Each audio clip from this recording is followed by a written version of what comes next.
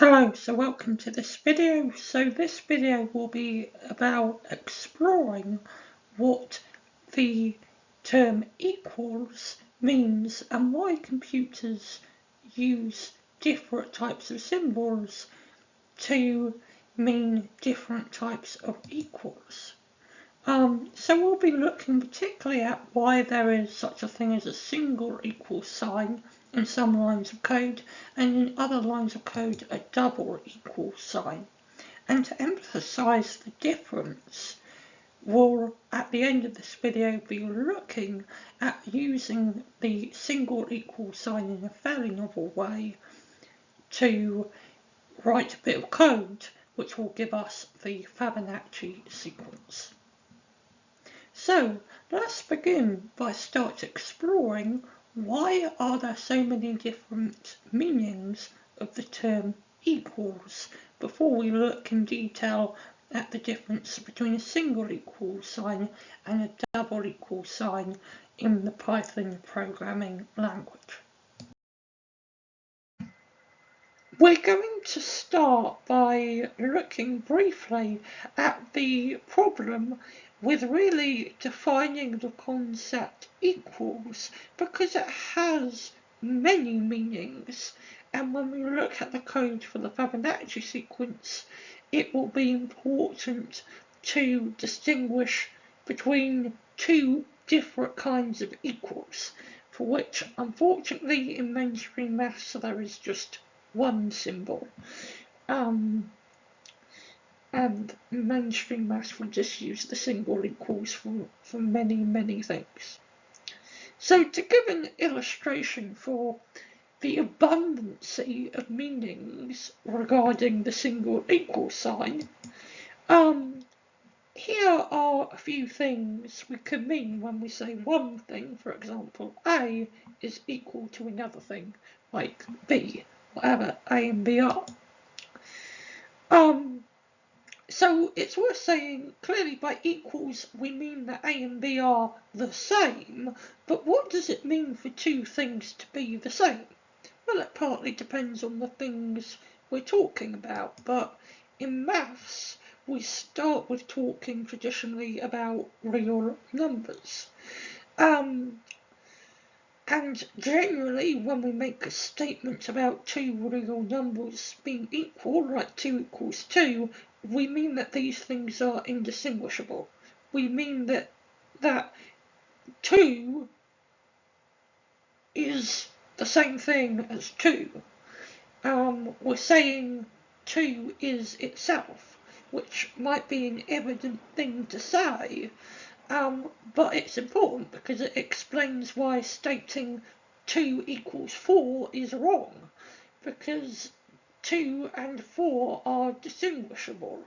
If I give you 2 bottles of water, you might think, well, I need a third bottle of water for lunch, whereas if I gave you 5 bottles of water, you might think, oh gosh, how am I going to carry 5 bottles of water? You would react to it probably differently because 2 and 5 are different, 2 and 4 are different. So when we're dealing with just real numbers, that's a straightforward statement to make. However, things start getting much more complicated when we start talking about objects, or even mathematical structures which are more complex than just a real number. For example, what does it mean to say that 4 lots of 50p is equal to £2? Now, one thing the country I come from is brilliant at doing is making really good coinage. The things I like about my country, things I'm not so fond of, but I adore the coins, or the art of the coins. We have lots of interesting patterns. We have kind of polygons with our 50p's. We have kind of bounded circles with our £2 coins. But clearly, 4 lots of 50p's is distinguishable from a £2 coin. So when we say 4 lots of 50p is equal to £2, we do not mean that 4 lots of 50p coins is indistinguishable from a £2 coin. That's clearly not what we're saying. Instead, what we're saying is that they are equivalent. So if something costs £2, you can purchase it by giving the cashier 4 lots of 50p's. So we're now saying, when we're saying two things are the same, we really mean two things have equivalent value. Another thing we could mean by equals is if we've got a group of objects. So let's now imagine we've got, for example, the 50p's, or 4 50p's and a £2 coin in a bag. By saying that that bag and another bag's contents are the same or equal, we would mean that they have the same elements. So both bags would have 4 50p coins and a £2 coin. However, it's worth saying that those objects might be arranged differently, but we could still say the contents are equal. But by the contents, we mean what elements are there that make up the stuff in the bag, but we're ignoring the relative position of those objects. And that kind of idea is borne out in set theory when we say two sets are equal, because we consider a set as an unordered list of numbers. We say that a set of 2, 4, 6 is the same as a set of 4, 2, 6. So here equals means something like the elements present, but we're ignoring something else, like their relative position, but we're still saying that those two things are equal. So already, what does it mean to be equals is confusing, because in some cases we actually ignore certain properties when saying that one thing is equal to another. And a case where we kind of ignore a certain property is when we're dealing with a branch of maths called transfinite arithmetic. So transfinite arithmetic deals with transfinite numbers, so numbers that are traditionally categorized as being infinite. And a cool property of an infinite number is if you add a finite number to it, you still get the original infinite number. So if we take Aleph Null, which is, if you like, the size, to use one term, the size of the set of all integer real numbers, then Aleph Null plus 1 turns out to equal Aleph Null. But you could see, looking at both sides of this expression, that clearly there's something different.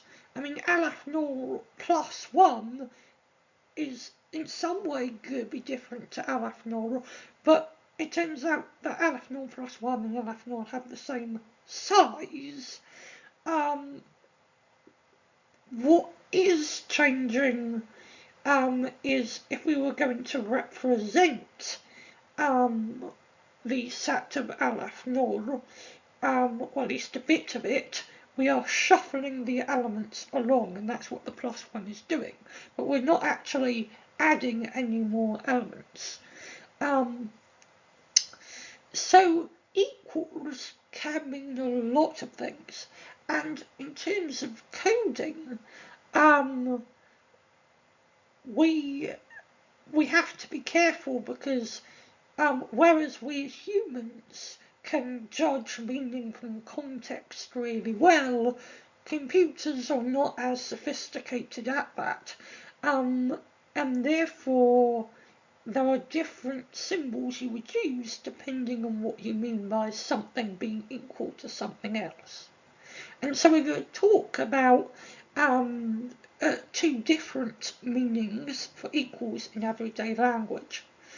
And then we're going to be seeing how we can apply that to make a loop that will give us values for the numbers in the Fibonacci series. So here's a couple of meanings of the equal sign that in traditional maths we don't really bother about differentiating between symbolically, at least, so using our two parallel lines to represent equals for both meanings. But computers really care about the difference, and so sometimes we use a single equal sign, sometimes we use a double equal sign, depending what we mean by two things being equal. So when we saw the picture of the coins,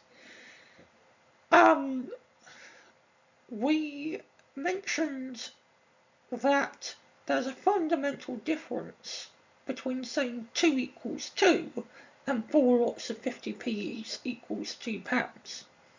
In that 2 is by definition indistinguishable from 2 because something is the same as itself, whereas 4 lots of 50p is physically, visually, geometrically, and in many ways different to a £2 coin.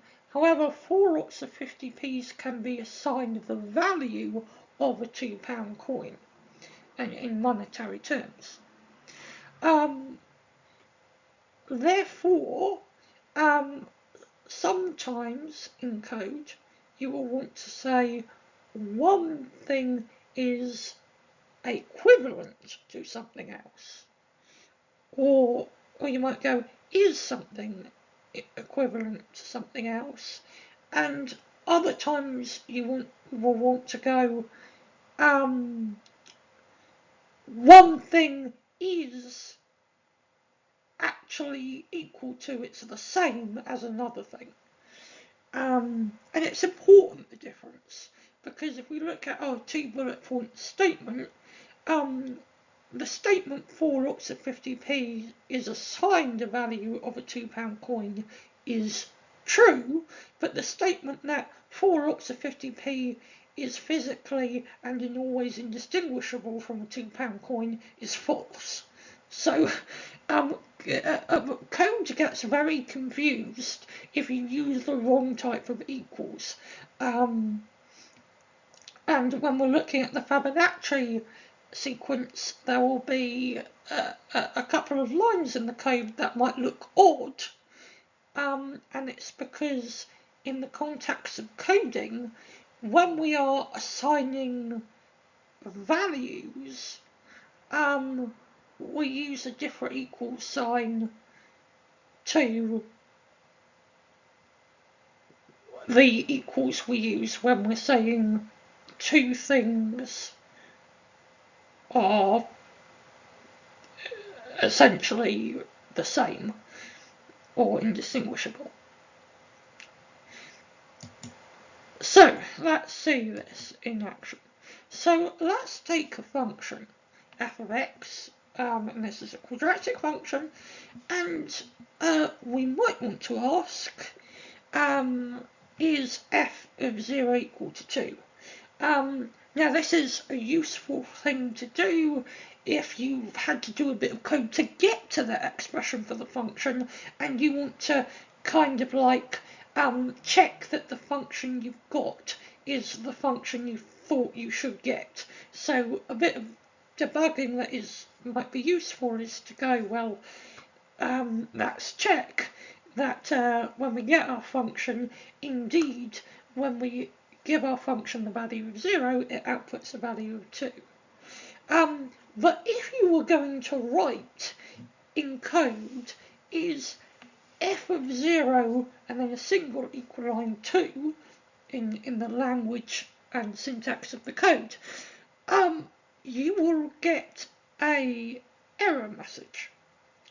And that's because the single equals sign is interpreted as we are assigning the value of the thing on the right hand side of the equal sign to the thing on the left hand side of the equal sign.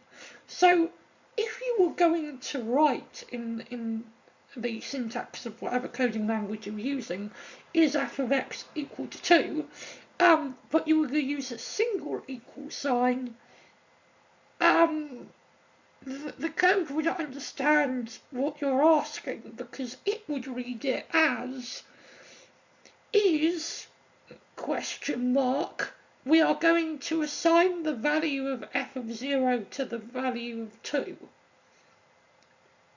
So the code doesn't know what to do, because with the single equal sign, it would kind of be like you asking me, like, is the wall red? I assign the colour of the wall the word red.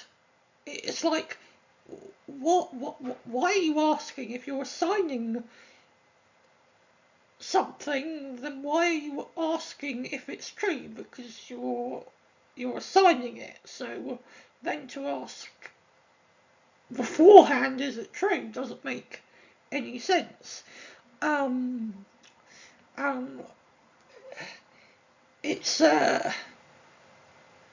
It's kind of like if you were going to say to someone, well, we defined the number 2 to be 1 plus 1, and then somebody was going to go, well, does 1 plus 1 equals 2?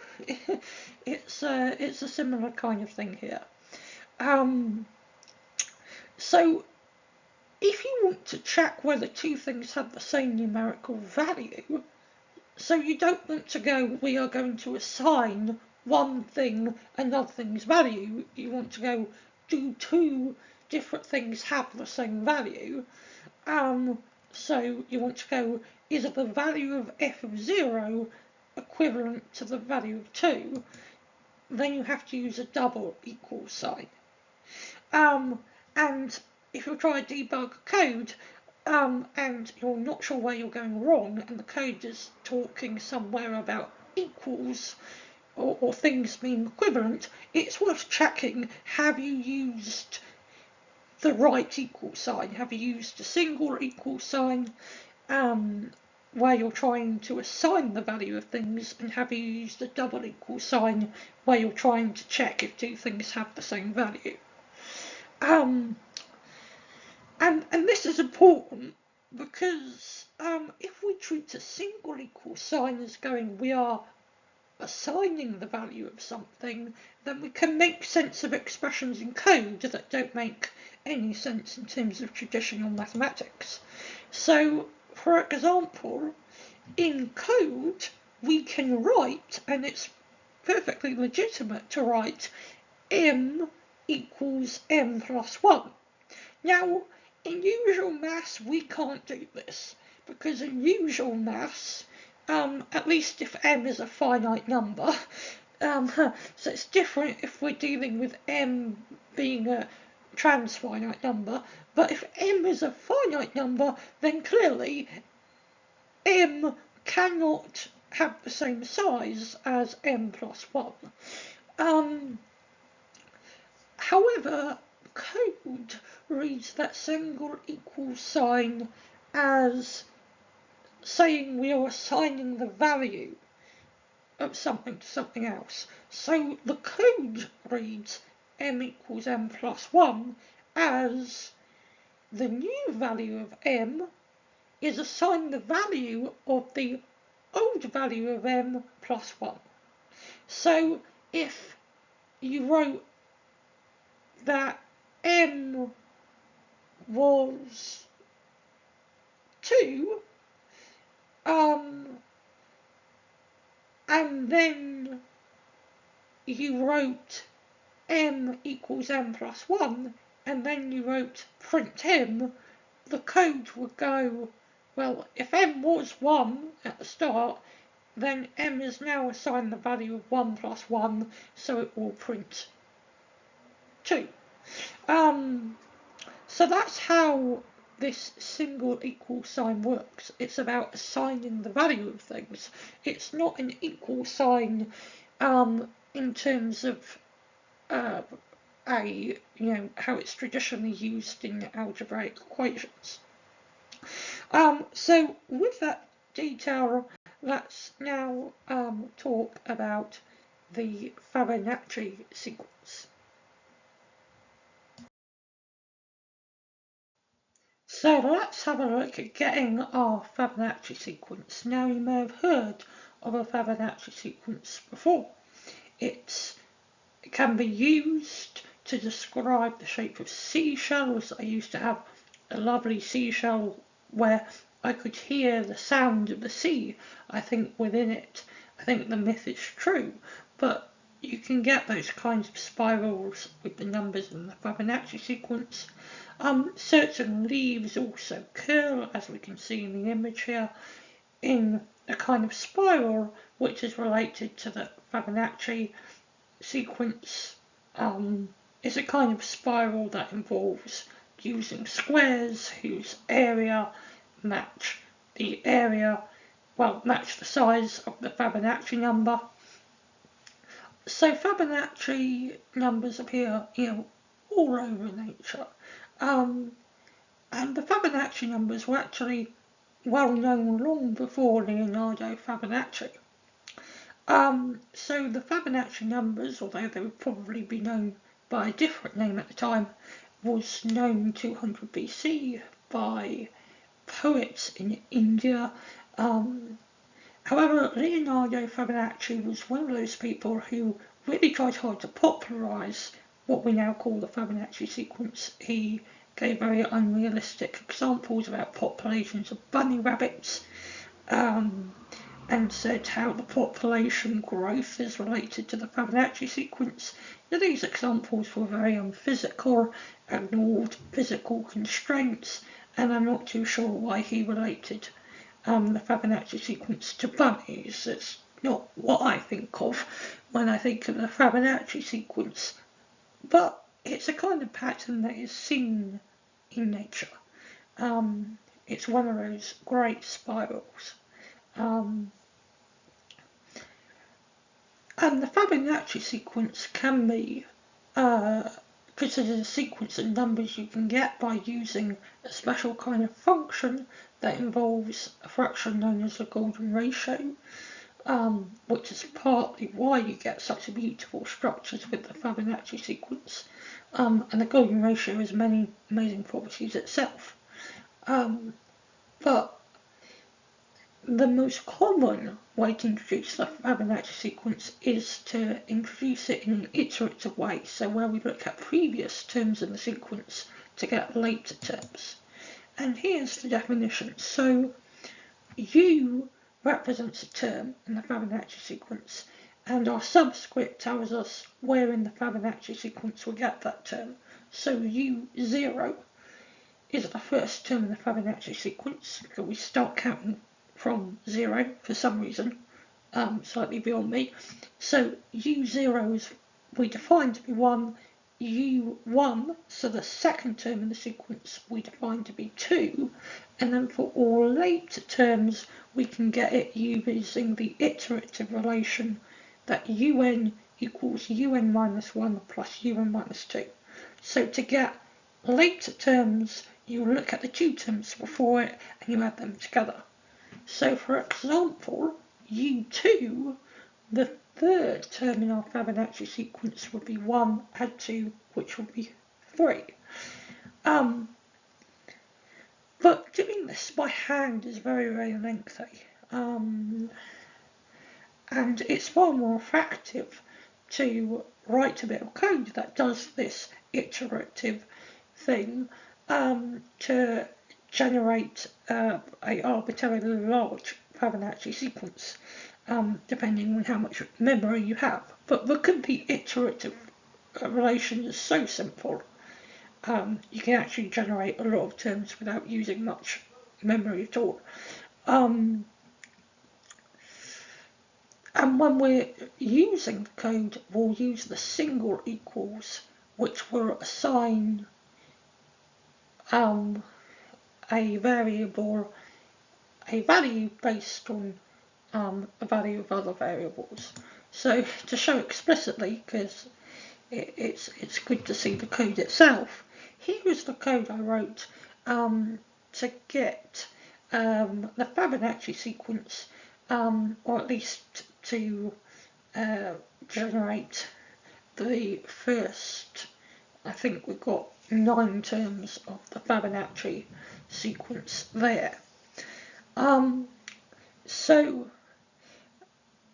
we use a single equal sign because as we go through our Fibonacci sequence, we're adding 2 terms, but which terms we add changes as we go along our sequence. And therefore the single equals allows me to reassign what those 2 terms are. And that's why we use a single equal sign, because we are reassigning what the un minus 1 term is and what the un minus 2 term is. And we get, here the output gives me 9 terms, because I put 2 in initially into our list of Fibonacci numbers, and then we get 7 more because the iterations run from iteration equals 0 to iteration below 7, and the largest integer value below 7 is 6. So we have 7 iterations from 0 to 6. It's slightly confusing because in programming we often start counting from 0. It's something that took me nearly as long to get used to as the difference between a single and a double equal sign. But anyway, the nice thing with having code with this is you can then get fairly large Fibonacci numbers, and we can see that the numbers grow quite quickly. They started growing slowly, 1, 2, 3, 5 are quite close together, but then we got like 13, 21, 34, 55. But I would like to do a bit of code to compare how quickly the Fibonacci sequence grows with how quickly other kind of sequences like geometric sequences grow. So I might do a video on that at some point. I do want to do a whole video on the Fibonacci sequence and talk a little bit more about the golden ratio. But anyway, that's everything for this video. So I hope you got something out of it, be that the difference between a single and double equal sign, or just learning a little bit about beautiful patterns and the Fibonacci sequence of numbers. Or maybe just that one particular mathematician thought, related a iterative sequence of numbers to bunny populations. But anyway, wishing you a brilliant day ahead, and keep exploring the wonderful world of physics and mathematics.